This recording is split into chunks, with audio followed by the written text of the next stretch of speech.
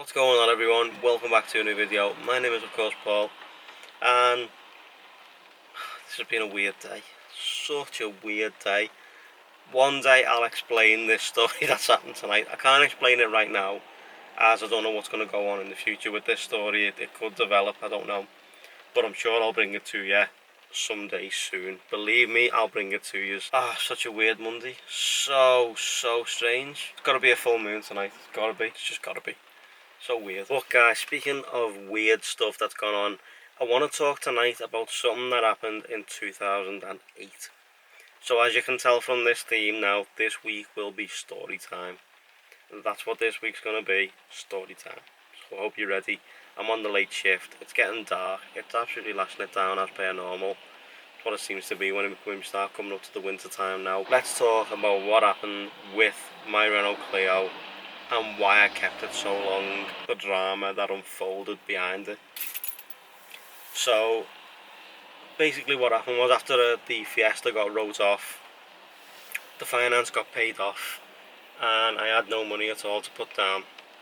I went around a load of different showrooms looking for a car. I ended up in Arnold Clark looking at Golfs and stuff like that, and then decided it wasn't for me. So I went to the local Renault showroom, and there was a 1.2 turbo Clio Dynamique in grey with blacked out windows at the back, sitting in the showroom as a showroom car. So I sat down with the guy, we started talking figures, and after sitting in the car and taking one out for the test drive, I was like, yeah, I like this. And the payments were coming back. I think they were coming back at like £240, something like that a month. I'd been paying a bit less than that with the Fiesta. I was paying about £159 on the Fiesta.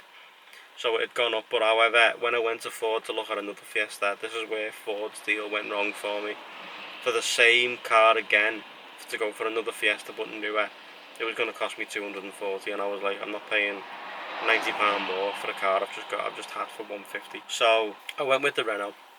The night I collected the car, I was coming towards the M57 because I'd gone round through Speak and was going back down the motorway. So what happened was, I was heading towards the motorway, and as I was heading towards the motorway, next thing, the dashboard lit up like a Christmas tree. The steering wheel locked on at 70 miles an hour. I didn't know what to do, but then my mind took over and was like, right, okay.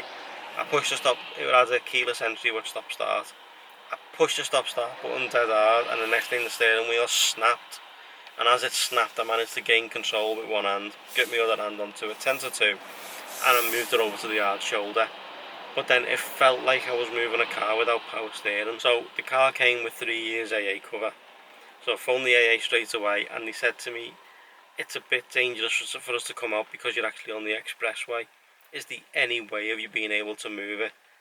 So I started the car, and the steering wheel was just dead heavy and dead sluggish. All the dashboard was lit up. I managed to get to the end of the Northern Expressway and come off onto Tarbuck Island on the end of the M62 into Heighton. The AA then came out. They brought out a low loader. The guy said, there's pointless me even looking at it. The dashboard's like a Christmas tree. You got no chance. Let's just get it back to the garage. By this time, I think it was like 7:45 at night, and I'd had the car best part of 3 hours. Obviously, I've been waiting for the AA for a good couple of hours, so I'd been driving the car for a good 40 minutes. The low loader arrived, he put it on the back, he took it back to the Renault garage. Security took the keys and stuff like that off me, and they went. So I said to the guy, well, what happens next? I said, I'm kind of without a car now, what's going to go on? He said, well, that's what your AA covers you for.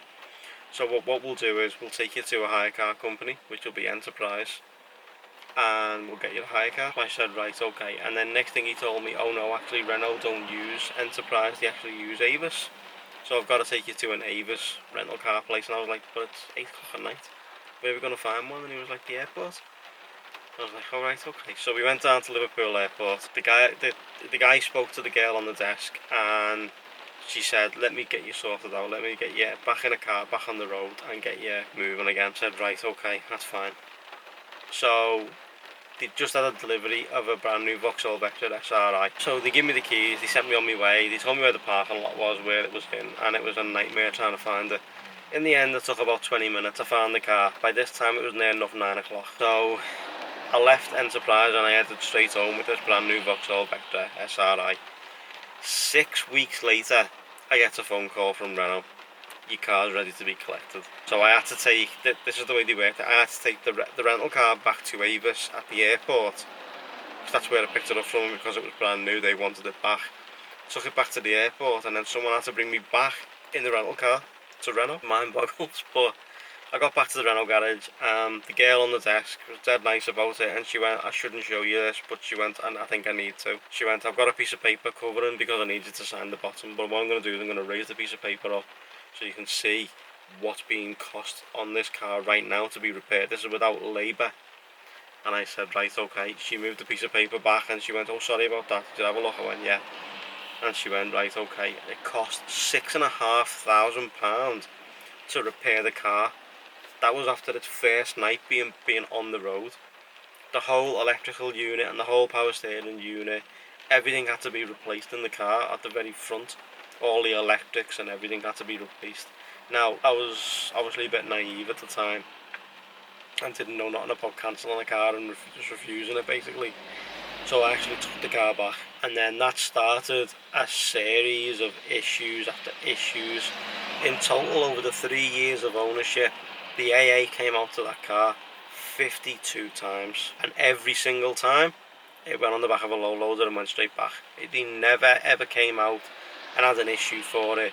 They basically sent out a low loader every single time, and it was such a shame because it was such a nice car, and when it worked it was great, but then you always knew in the back of your mind something was going to go wrong. So obviously I started doing the pizza deliveries because I didn't care about the car. I wasn't interested in the car at all.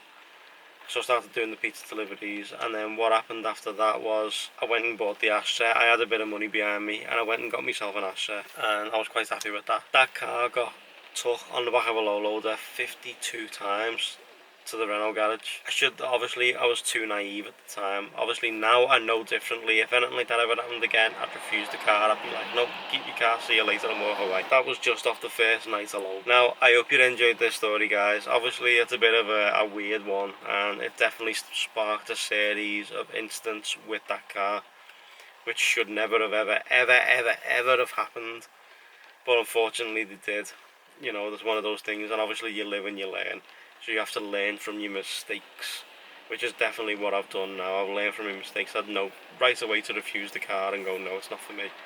So, with that being said, guys, obviously it's going to be story week this week with being on the late shift. I hope you're going to enjoy these videos. I've got a lot of stories to tell you. But tonight, I'm going to end tonight's video here. So, it could be a car week as well. There's going to be plenty of car stories coming your way. I hope you enjoyed this type of stuff, guys. Thanks so much for watching. I'm going to go in, edit this video, get it live, and have something to eat because it's super late right now. But thanks for watching, guys. I will tell you the story of what happened tonight as well later on in a couple of days or so, once I know everything's alright and sorted. Thanks for watching. I appreciate it. Give this video a big thumbs up for me. Subscribe if you're new. Hit the bell so you're notified when I drop a video every single day. And I'll catch you all tomorrow, guys. Take it easy and enjoy the rest of the week ahead. I'll see you tomorrow. Take care, guys.